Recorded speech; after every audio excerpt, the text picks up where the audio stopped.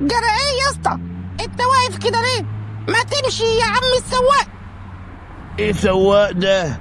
انا مش سواق، ومانيه بقى قدوتي خلاص. كلنا ماشيين ورا مانيه، لان مانيه قائد بصحيح، وانا من النهارده قائد الميكروباص، وهياخدكم للمكان الصح. تنزلوا بالميكروباص كلكم كسبانين، وما تنسوش تدعولي بقى. مساء الفل يا عم مغاوري. مساء الفل يا بلكونة. احترس أثناء القيادة بقى لحسن تعمل حادثة ولا حاجة في المغرب. الله الله، الريس بلكونة هيبقى قائد الميكروباص؟ انا كان نفسي بقى من زمان ابقى كده قائد مركبة فضائية، ومن زمان انا عايز ابقى قائد فضائي يا عم مغاوري. قائد فضاء يا أخي؟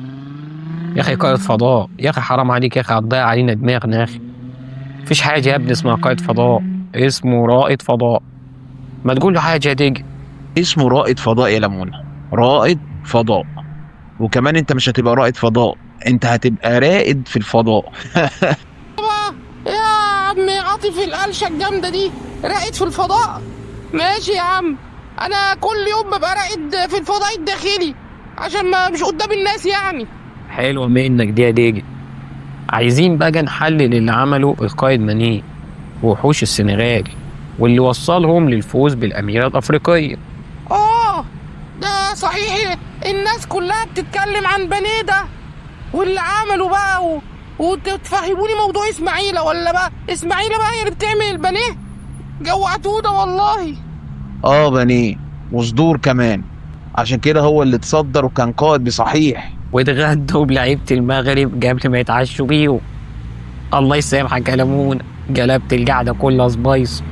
الله عليك يا عم مغاوري، انت وعم عاطف الدقيم بقى، كلامكوا الدسم ده كله طعامة والله.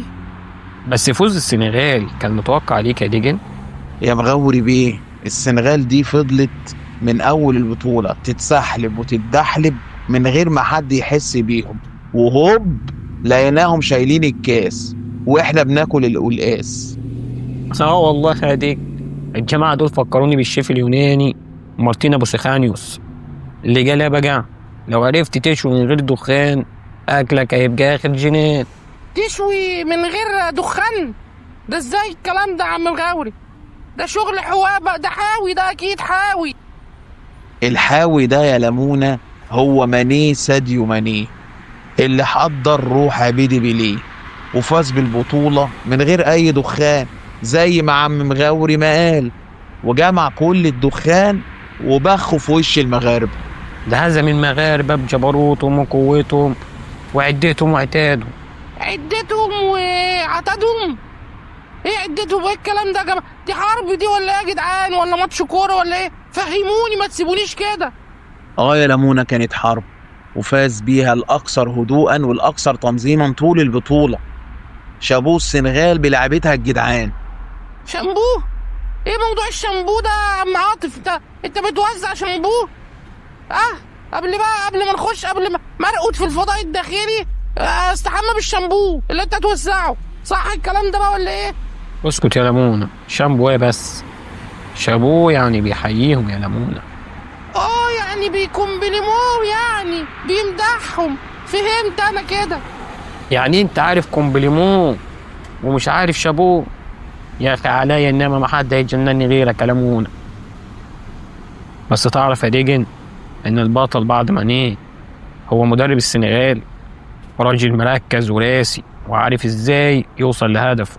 فعلا يا مغاوري بيه، وده بقى بيفكرني بجملة للقائد الكبير هنري ستوبر مالك الليبرو، لما قال لك إذا أردت أن تفوز بالبطولة فاسكت خالص حتى تفوز بالبطولة. الله الله، إيه يا عم عاطف الحكمة التعبانة دي؟ قلشة جامدة أوي بصراحة.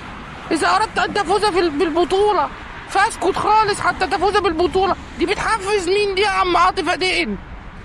بتحفز السنغالي وحسام غالي. عشان كده تلاقيه محفز صامت. حلوة يا ديجن دي. خلصت كاس الأمم ولازم نقول لإدارتنا تتعلم من اللي سبقونا ونخطط لازم للي جاي، واللي جاي أحسن إن شاء الله.